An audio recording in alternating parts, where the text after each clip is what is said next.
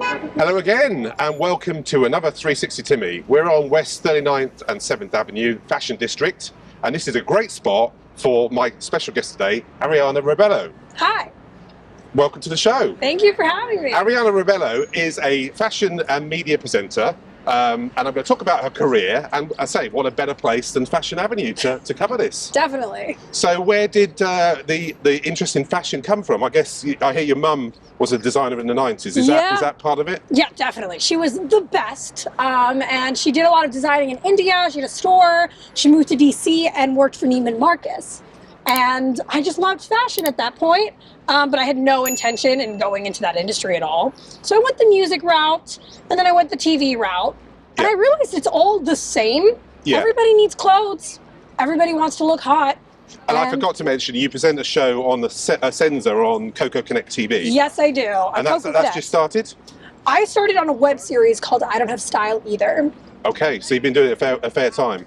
6 months, 6-7 months. I recorded everything over the summer, and then I moved to London and just started releasing it through when I was in London. And it was super fun, super easy, and yeah, that was basically it. So you're studying journalism, are you, at the moment? Is that no? I'm studying music business. Music. Okay, that's an interesting avenue then. Yeah. It's a little random. Yes. I got into this basically 6 or 7 months ago. At that point, I was a junior already. So I graduate at the end of this year, and then I go to business school. Crikey. And you're going to keep the TV show going in the background? Yep. So what's the commitment there? How does that work? Because I think I saw you were in Milan a couple of weeks ago, and obviously it's Milan, so cool. New York, London, the fashion kind of capitals of the world. Paris as well. Oh yeah, how can I forget Paris? Yeah. Wow. Oh. Yeah, I did that. I was there last month. We're going to go back in February and shoot with an amazing network over there, and have a reporter in Italy, and have a reporter, me, in America, and kind of switch around. That's the plan. But I love traveling, and I think when I got to London, that's when I realized I love the fashion industry, because it was just so much better there. Yeah. Everyone was super friendly, and people were very out there with their clothing. I mean, similar to New York. I mean, look around. I have to say, because I go to Milan a fair bit with my work, and I've been on a plane a couple of times and seen some rather interesting fashion, and it's people actually going out there for Fashion Week as well. It's amazing. Really? Yeah. Did you go to Fashion Week? I didn't. Well, I mean, I could do, couldn't I, really? You totally do Fashion Week. I'm trying to rock a different look for middle-aged men in in podcasting. But so where did it all start? Where did you grow up? I grew up in DC, like Virginia specifically. And the fashion there is a little bland for my taste. A lot of blues, a lot of blacks, and I wore sweatpants like every day. And like the same shoes, because you want to blend in. You're not really the type to stand out over there, at least. But then when I moved here, I was like, I can be anyone I want to be. I can be emo. I had an emo phase. I can be super girly and wear lots of pink. I did that too. And now I'm trying to figure it out. I'm having a hat moment this week, like hats. So the sky's the limit, isn't it? Literally. Yeah. So do you get opportunities to wear new things from designers and fashion houses as a result of what you're doing? Yes, definitely. That must be a bonus then. It's the biggest bonus in the whole world. This hat is from Milan, actually, from a designer. It was from the brand Borsellino. And it was like gifted to me, and I wear it now because it's free and I like it. That's fabulous. So from DC, how did you get into the media side of things then? What was the first big opportunity you got? I did Hofstra, like radio. So I went to Hofstra for school, and I did college radio, even though I wasn't in the comm school at the time. I think I always liked media. If you can talk and you can hold a conversation with people and you like to be social, media really is the place. And I interviewed a pageant woman who was Miss Universe in 2020 named Maria Satil. And she was Indian. I thought that was really cool that she had won Miss Universe in Australia. So I had this conversation with her, and it opened me up for my web show, where they called me up and they said, you can do whatever you want to do. So we tried dating shows. That kind of didn't work. I'm not really great at dating. And then we did fashion, and that really just stuck because I had no sense of style. I didn't know how to look good. And I kept seeing these influencers with the coolest style in New York. And I wanted to be like them. So So I would interview influencers for my show and designers to see like, what are some key things I can take away from this? Yeah. So is that live or recorded? It was recorded. Yeah. We had an amazing director who actually followed me to this project. Her name is Zaha Alieva, and we co-created the show Essenza together with the help of Deborah Chandler, who is the president of this new network that I work for. So, Kokoconnect, what is that? What is that net for anyone that doesn't? Because I'm not from the US. Is it is it an international platform? It is. Yeah. It just launched very recently. It's free, which I love. I love free things. This hat, Kokoconnect. Those are my two favorite free things. And it's a streaming service, so you can watch movies and your favorite influencers and TV shows that you really like without having to pay for Netflix or Hulu. And that's worldwide? It is worldwide. So that is a fantastic platform to be on. It's amazing. It's on an app. It's growing every single day. And Deborah and I actually met during Fashion Week.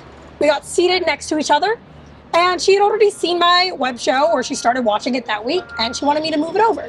That's incredible, isn't it? It was so cool. It's these little connections, isn't it? Once you make one and make a start, you know, yes. it just snowballs from there. I think you should always be kind to everyone and open yourself up to every single door. I think that if I hadn't spoken to her, I wouldn't have been where I am now. Yeah, absolutely. You know? And so your new show, is it studio? I think I've seen you in some sort of studio. Is it just interview mock-ups? It's interview mock-ups. It's less studio. We want to really focus on picking a place that's close to the person that we interview. Yeah. Whether that's their home, their favorite store, their favorite restaurant, their favorite country even. You know, so we try to do it like that. Different places every single time. So that is a fair bit of travel. Yes. And a fair bit of research as well. Oh my gosh, yeah, very much. Our new episode that's coming out in a couple weeks is about your favorite New York influencers and how they're running New York City currently. So we've had to travel to like 7 different places for this one episode. Crikey. Yeah. And that's but you've got a producer working with you. I produce. Yeah. Oh, you produce as well. So yep. you really are doing everything. Oh, my hat's off to you there, because that's a fair bit to take on, as well as presenting as well. It's amazing, and I do it with Zaha as well. We're like a 2-woman show. Yeah.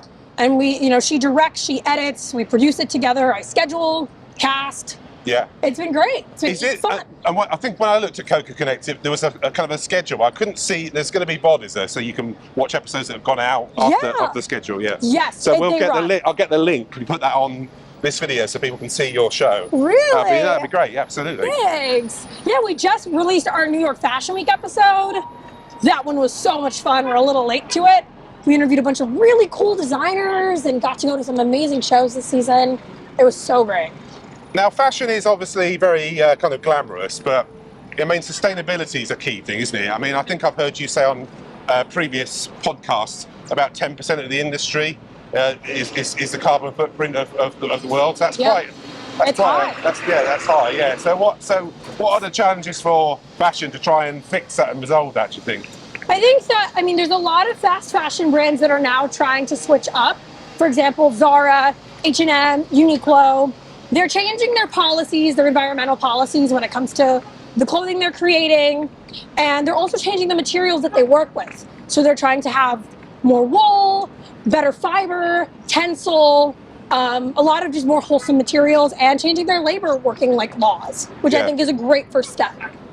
And it's also, I guess, great nowadays that, I mean, so I'm going to show an age thing, right? So when I was younger, if you wanted second-hand clothes, you went to what we call in the UK a jumble sale. I don't know what you call it over here.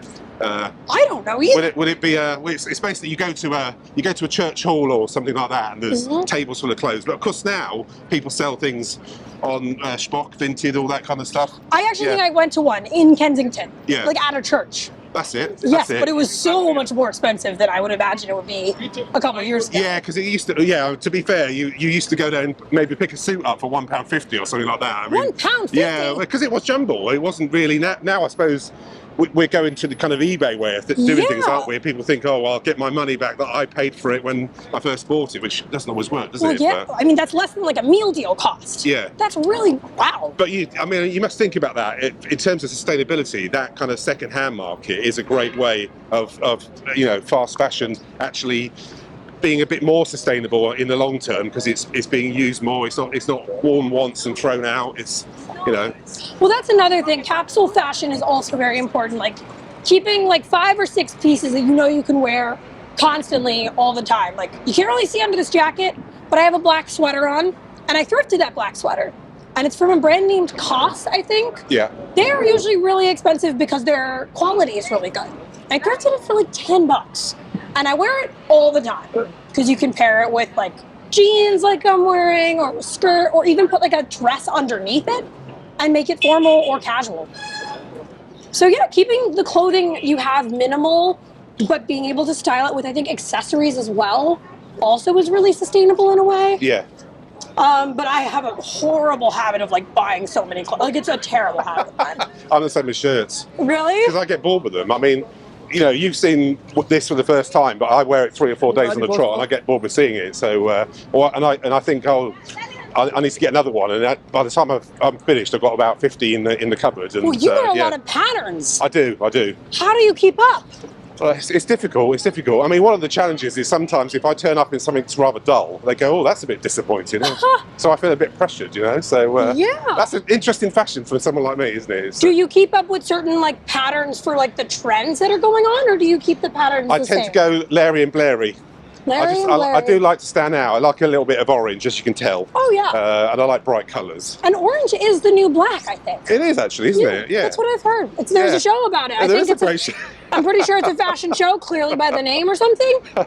So I like the orange. It's a look. I guess another thing I've spotted on social media is there are lots of people now doing channels where it's this is what I'm wearing today, men and women. Oh yeah. They go to their wardrobe and, you know, they start off in their underwear and suddenly I'm going to have this shirt with these pants, these shoes, that kind of stuff, yeah. Mm-hmm. So do you use social media to a great extent yourself?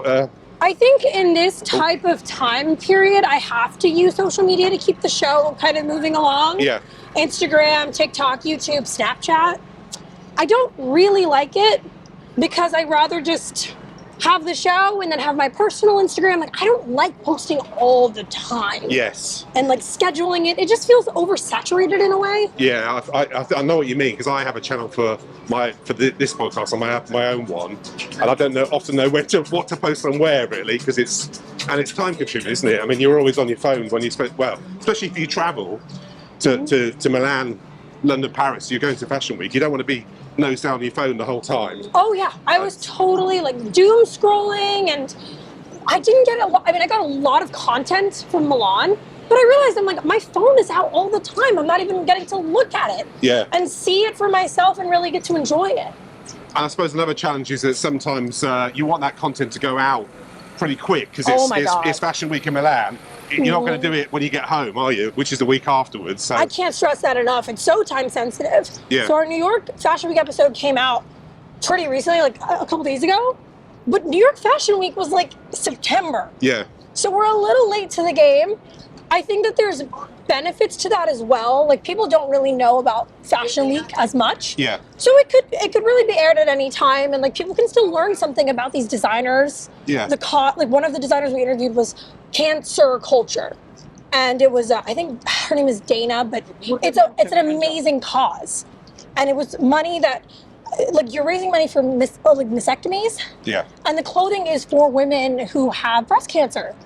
So I think that type of interview is timeless. Yeah, so that's good, isn't it? And as you say, doesn't have to hook up necessarily with all the furore. I guess also if you're doing it a couple of weeks afterwards, that is saturation. If you were doing it in the week, it'd be saturation, but afterwards you've got something fairly exclusive, haven't you? Exactly. I mean, there's two types of people. Like I want to see the Milan Fashion Week content during Milan Fashion Week because I care about like the clothing and the trend cycle and whatever, but there's people who don't care and they just want to like learn something about fashion. Yeah. So for that, I think the show is really good because it's a beginner type of show. Yeah. Where you can really learn a lot, but you're also like having these extremely glamorous types of interviews like Milan Fashion Week or TIFF or potentially, Paris Fashion Week as well.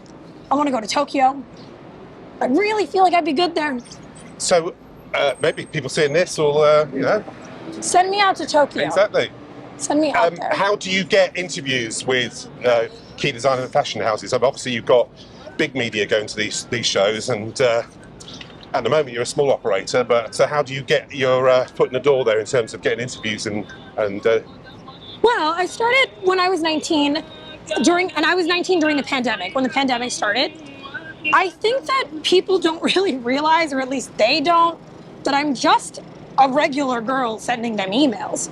But like originally I would just send them a paragraph and tell them what I'm trying to do, and some people would take a chance, and from that I would build.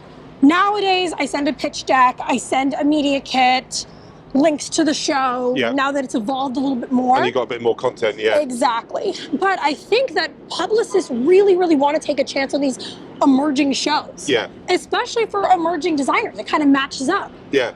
Because sometimes Vogue, Harper's Bazaar, they don't want to interview a designer with under 500,000 followers on social media. Yeah. But I do. So that's great, isn't it? Yeah, it opens up the market for both. It's mutually beneficial for both of you, isn't it? Exactly. In that sense.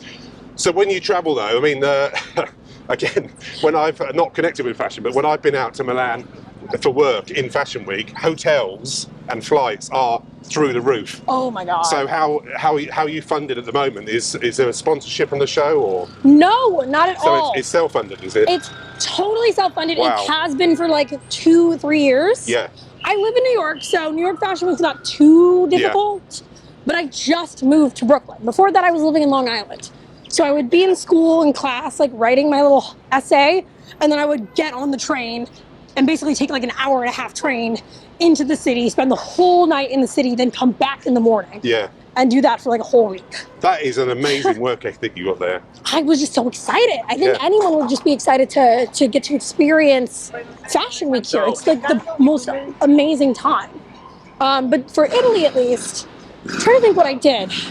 Okay, I was living in London. Yeah. So to get from London to Italy, it's not super expensive. I went on this beautiful, beautiful creature called Ryanair. Let's go. Oh yes, yes. Bargain Airlines. Yes. Oh yeah. Yeah. Did you actually get a seat? Yep. That's unusual for Ryanair. Oh yeah. And I went with my friend. And we took 2 carry-ons, and that was it. We didn't check in a bag. We had some brands in New York sponsor me. Yeah. And just like let me use their clothing for the trip. And it's an amazing brand. They are super sustainable. Their name is Twin. That's what I need, is what it stands for. And it is what I need. Well, if you give me the link to that, I'll put that on the description of the show as well. Gosh, yeah. Yes. Yeah. And you would love them, especially because they have really cool, like, patterned, like basically what you're wearing. Oh, really? Oh, well, definitely send me the link then. They're super cool, and they're New York based and in the Lower East Side. If you have time to check them out, you totally should. Yeah. 2 like sisters that just like built this coming up empire. And yeah, they took a chance on me after meeting me once and let me basically bring like their newest collection to Milan. And I basically only wore that for an entire week. Brilliant. That's absolutely fantastic, It isn't it? was great. And it's good, you know, if you're there at the embryo of a new fashion house and you both become successful over years, that's a great story, isn't it? It's, 100%. And the clothing is just, it's beautiful. It has a message. It is sustainable, which I think it was great to be able to wear that and tell people like, I'm only wearing sustainable clothing this season. And I brought it to Paris too, because we had 1 carry-on for Milan and Paris. And of course all your kit that you recorded with. So what do you shoot on? I have these little mics. Oh yeah, same. Yeah, they're good, aren't they? Very handy. I love them. And I have like a regular mic. Yeah. And we shot with an iPhone. Yeah. Because my camera person Zaha was not there. Yeah. So we had to shoot with an iPhone 14, I think. They're pretty good though. It worked. Yeah, yeah. It worked. Nobody questioned us. They let us walk right in. 2 college girls on study abroad. And then do you edit the material or does someone else do that? Zaha edited it. Yeah. And she's really just a genius because she made it look like a professional episode. Yeah. And not 2 girls filming it randomly. Well, you are professionals, aren't you? That's it. We are professionals. Yeah. But she is just like the best of the best. She can make something that looks like look amazing. And yeah, that was basically my first Milan Fashion Week. We went back last month with Zaha. So everything was shot on a camera. Yeah. And those interviews came out great too. That episode is like one of my favorite episodes that we got to shoot out there. We did like a South Korean designer, Mun. Yeah. I did an interview with him. All of his stuff is sustainable too. Borsellino. I don't know if you've seen the episode. It's super cool. I'll check that out. Yeah, I mean, it came out super recently too. I believe you've also done modelling yourself for Heritage Indian designer. Yeah, that was my first ever modeling opportunity ever.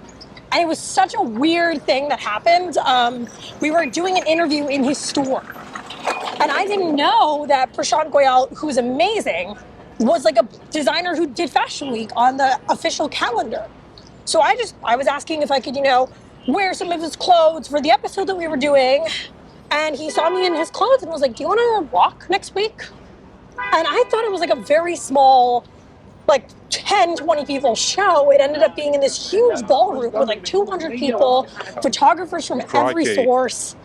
And I had never walked. So how did you rehearse that? Was that in the hotel rooms, just turning around? Or did you look into infinity to... Oh my God. Well, I got so lucky because his models, I think, could tell that I was totally freaked out. I just stared into a wall for about 20 minutes when I found out how many people were going to be there.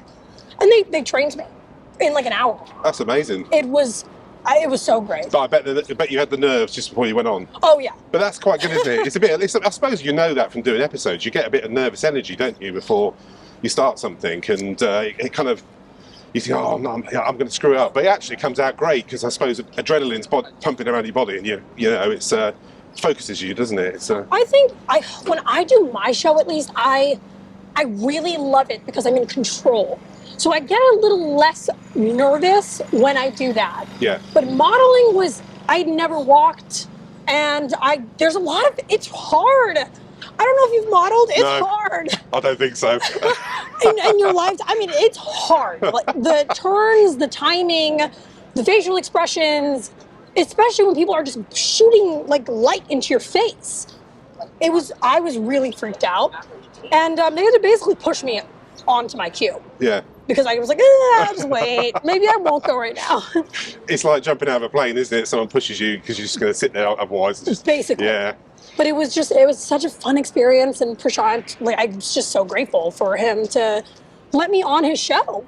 It was so great. It was so fun. So, well, amazing career so far. So I suppose final kind of closing things. Once you finish your studies, and you're doing the show, as I say, I've got a lot of admiration for you doing those two things at once and self-funding yourself. Where do you see yourself after you finish education? Well, I'm going to business school. And I'm going to do business. Yeah. I don't really like math, so we're going to figure it out. Oh. But I definitely want to keep working on this show. I think that we're going to have our second season next year in the spring. And hopefully that'll be funded so that we can actually have like more travel and work with bigger artists, hopefully.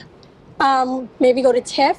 That is a real, I'm so excited that the strike is over. Yes. So that now we can start working with actors again. Yeah, absolutely. And promoting TV, because that's part of Essenza is fashion, lifestyle, and entertainment. And I think it's important to have the entertainment part. And I think just building this show and making it as great as I know it can be. But your long-term career, do you see that's where you'll go, or that's definitely where I'm going?